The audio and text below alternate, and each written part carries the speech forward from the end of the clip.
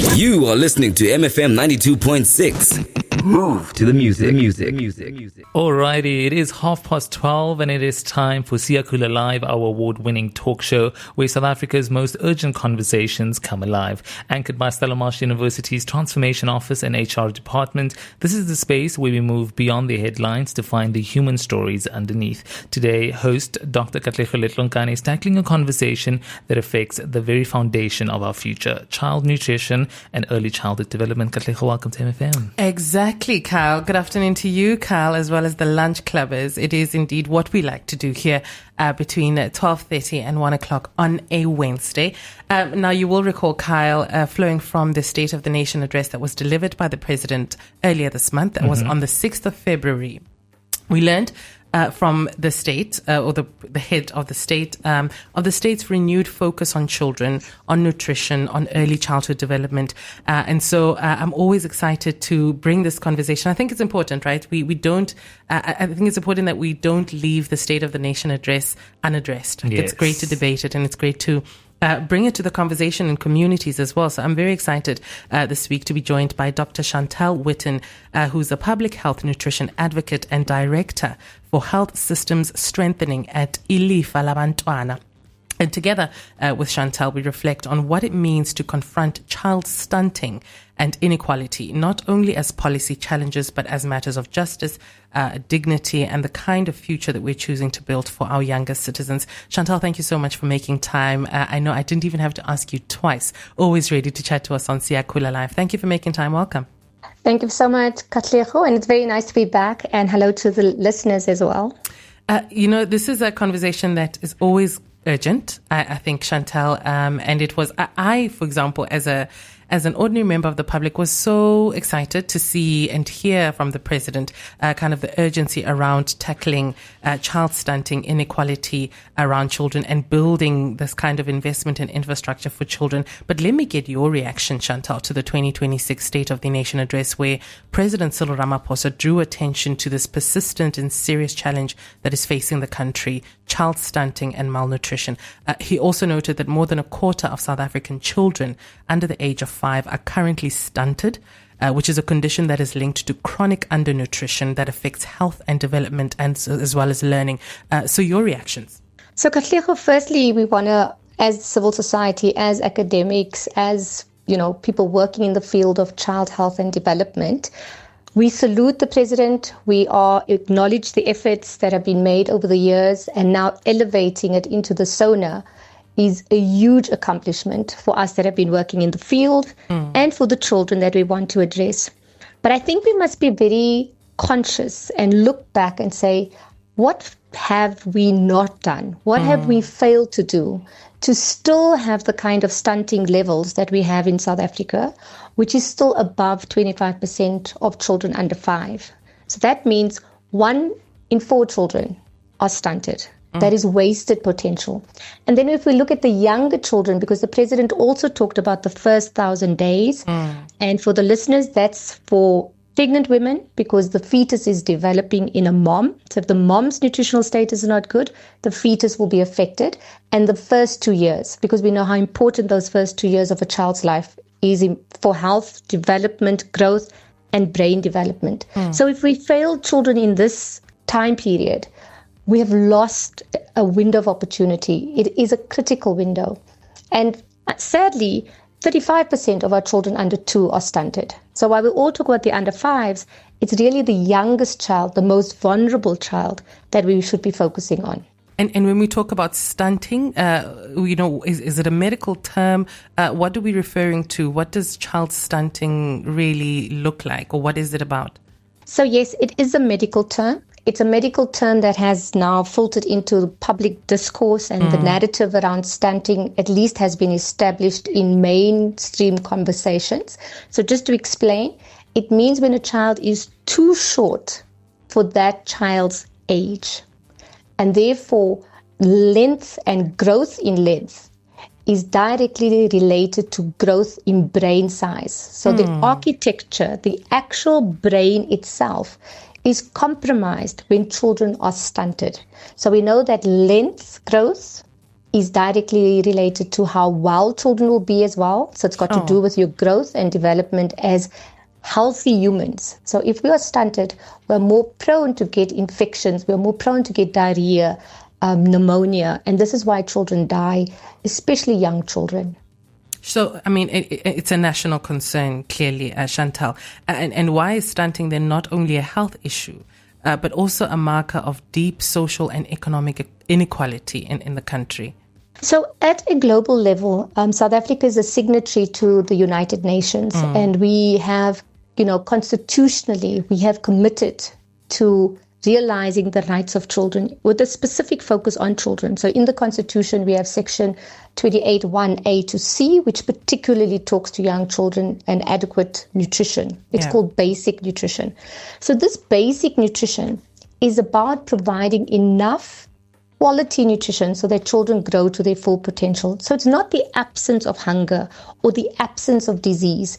It is actually about pushing the curve towards health promotion, health enhancement, health in all things. And stunting is an indicator for human development. So when we look at indicators for countries, we look at economic indicators. People know about the GDP. People know about the budget is coming up. So people know about per capita, how much money we're spending on education or on health.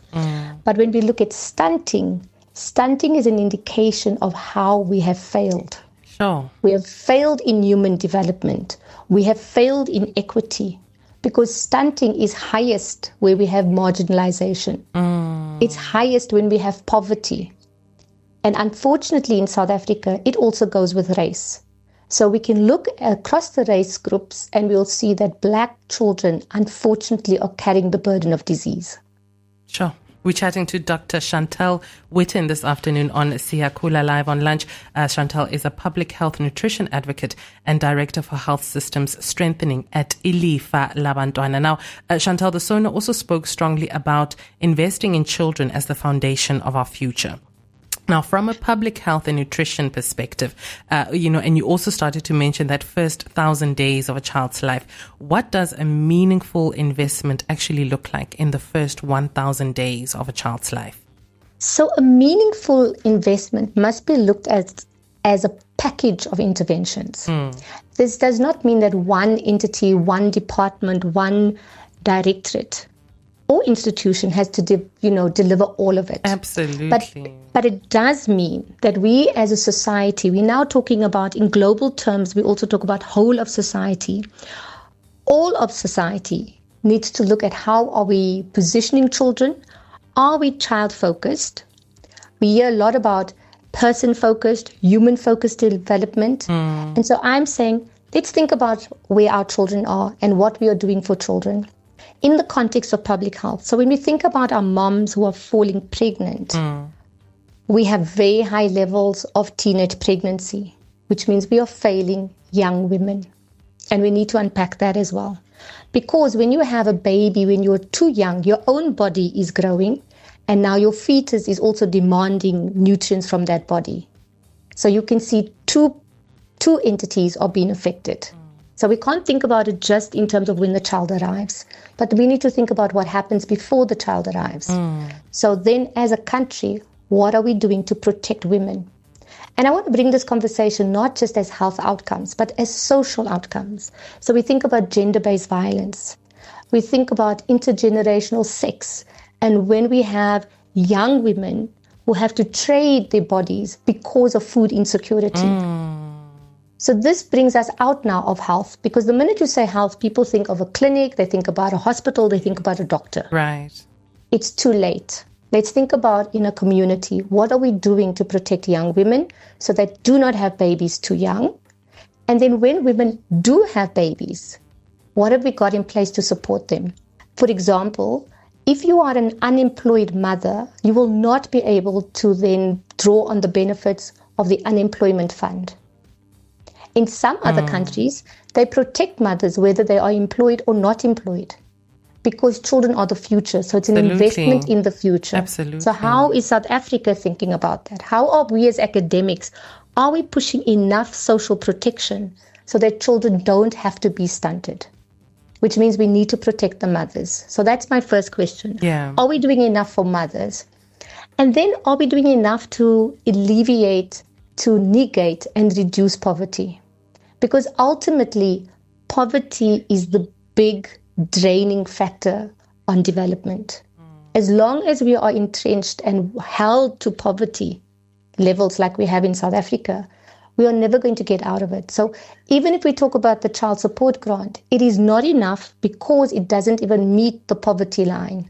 The child support grant is around 550 Rand. Yes. The poverty line is around 850 Rand.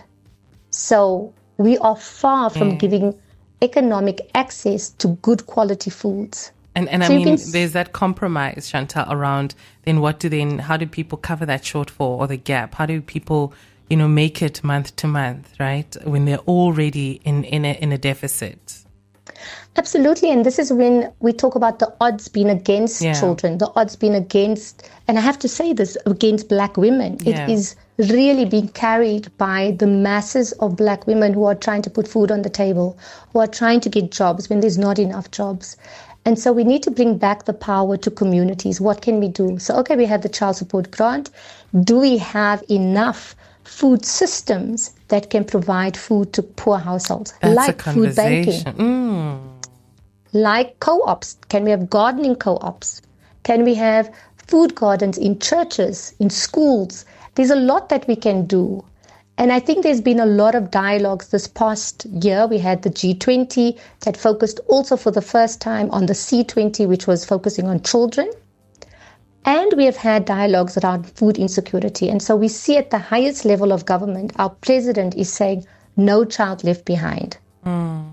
So it takes civil society, it takes government, and it takes private sector. And now I want to focus on the sector that is making profits.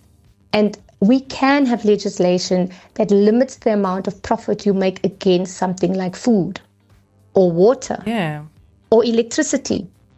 And so there are some instruments that South Africa still needs to employ to safeguard children, to safeguard human development against profit-driven entities. And it's also, business profit and business optimization should be measured beyond just the balance sheet, but also should be measured against the impact that any corporation makes in society. So I think that is also kind of a big social advance that we need to also be thinking about. We're chatting to Dr. Chantell Witten this afternoon. She's a public health nutrition advocate and director for health systems and health systems strengthening at iLifa Labantwana. More with Chantell after this. Remember, you can also be part of the conversation on WhatsApp. That's 0744400926. It's 1:15 1 o'clock. You are listening to MFM 92.6. Move to the music. It is you, Masikela, with Send Me right here on MFM 92.6. Alrighty, it is 12 minutes before 1, and we are still here on SiyakhulaLive with Dr. Witten, having conversations that inform and transform. Yes, and we still have on the line Dr. Chantell Witten, who's a public health nutrition advocate and director for health systems strengthening at iLifa Labantwana. We're flowing this conversation from the State of the Nation address that was delivered earlier this month, focusing on this renewed focus on children, nutrition, and early childhood development. Chantell, thank you for staying with us. I wanted to maybe bring you in to tell us a little bit about the NPO, iLifa Labantwana, and the work that you do there. Thank you, Katlego. So iLifa Labantwana is a catalytic organization working with government to firstly support systems, to improve systems that deliver for children. And particularly for the health system strengthening portfolio, this portfolio is the newest portfolio to be added to iLifa. It is focused on children 0 to 2 because we recognize and we know that early intervention, that means intervening, like I said, during the pregnancy phase into the first 2 years of life, has the highest return on investment. Sure. It also has the longest return on investment. So if you invest in nutrition in young children, you actually reduce non-communicable diseases. So the diabetes, the hypertension for the future. Secondly, if you invest in young child, we call it responsive caregiving. So that means talking to your child, building that positive relationship with your child, you are building the child's identity, the child's security, and the child's resilience, not only for childhood, but way into adulthood. And so ILIFA has committed to invest in the 0 to 2 age and specifically building health in all systems to deliver for children. Sure. I mean, it's a legacy indeed. I think the adults of today were once the children of yesterday. So if the systems, if we get the systems right from that 0 to 2, we are really building as ILIFA a legacy well into the future. And now I want to also, the president also spoke about the Bana Pele early childhood development drive. I wonder if you can maybe touch on that as well. What does this Bana Pele ECD registration drive really make possible, in real terms for children, for caregivers and programs around, early childhood development? And maybe do you see, foresee any gaps in this process on this mission to drive ECD development and registration according to Bana Pele? Thanks, Katlego. So thanks for bringing in the Bana Pele drive, because this is about getting all programs that are delivering for children in early childhood development to be registered. And so government has streamlined the registration process. There are a lot of registration clinics. There are organizations which are called, supporting implementing partners that can help ECD practitioners to access the portal for registering their program, registering their ECD center. Okay. Once you are registered, you are in the system, which means the system can respond to the needs. And so there's a whole process. I'm not privy to that process with all its details, but all that I can say is that it is a benefit to be registered. One, you can access support. And two, we are pushing very hard as the Child Health and the Child Rights Fraternity to get the subsidy that government has allocated. So remember, based on population numbers, all provinces get conditional grant allocations, and ECD is one of them. And so all provinces get an allocation for the number of children that they have. Okay. And so if you are in a program that is registered, that allocation is then given to your program, and you then have access to this 24 rand per child per day, which means one, children that are in ECD centers have access to nutrition, they have access to learning, they have access to protection. And we also know that early childhood development, in terms of the package of care that is delivered, gives us a better outcome for learning at school level. So it's better education outcomes, it's better work outcomes, it's better health outcomes as well. So if you are listening this afternoon and you know an auntie in your community that runs an ECD program, an ECD center, please do, consider maybe highlighting to them, according to this Bana Pele Early Childhood Development Drive, to register their ECD as well for the host of benefits that Dr. Chantell is explaining, and to kind of move towards accountability and formalization of this ECD program. Now, thinking about accountability, Chantell, when I read the SONA, it inspired hope, right? And I think we had an initial conversation with you, and you were like, you are so eager, you're so full of optimism. And I really did. And I think the SONA is meant to function as a hope-giving, statement from the president. But, I think when we think about accountability now, what should civil society, us as regular members of the public, universities, communities, what should we be looking out for and watching for over the next year to ensure that these commitments to children don't remain just rhetoric? Thank you, Katlego, and thank you for putting the challenge out there for all of us, for the listeners that are listening in, for the institutions. There are a number of academic institutions. So the first one is to raise the conversation, to keep children on the agenda. Okay. Secondly, all of us come from families. All of us have access to children, know children, see children. And there was a campaign in the Western Cape that was called My Child is Your Child. And that really means that we must have accountability to the children of South Africa. So while we are monitoring the indicators on a national level and a global level, what it means is for you in your community, Do you know your ECDs? Yes. ECDs need paper. So as a university, has somebody mapped out the number of ECDs, and have you thought about recycling your paper or giving your paper back to the children that need it? It's simple things. It's going to take small steps, right? I'm particularly talking about food and nutrition, but there are also small actions every day that we can put in the space of children to improve the environments for children. What are we doing about child protection? We know that children that are unsupervised, children that are left to their own devices, uncared for, are much more vulnerable. And in this day and age, we should be thinking about how do we protect children. When I talk, I'm talking about how do we protect children from malnutrition, because that's the big bad wolf that I wouldn't want any one of our children in South Africa to go hungry, to become sick, to become stunted.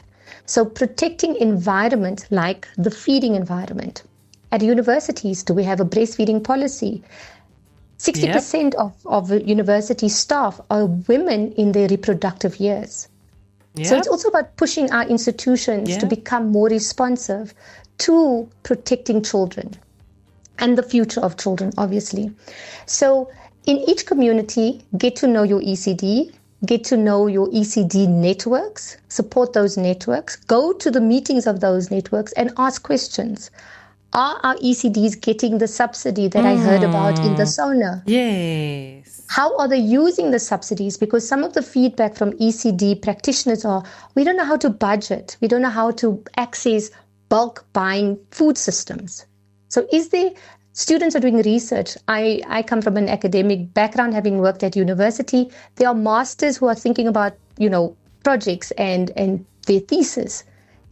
Meaningful research means that we close the gap, that we bring the most cutting edge thinking from academics into programmatic spaces. So one of the things is food systems. How do we get networks of ECDs to buy in bulk because it's cheaper? We can control the commodity so that it's healthier.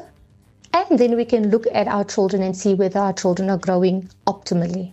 So I think also in your academic spaces, put children on the agenda and start thinking about how do we make science meaningful to the human condition. And that human condition is the children's condition. That's an indictment to all of us, I think. Dr. Chantell Witten there. Always a pleasure to talk to you, Chantell. And I think that your advocacy for children, your advocacy for social justice, and your advocacy for public health is really felt.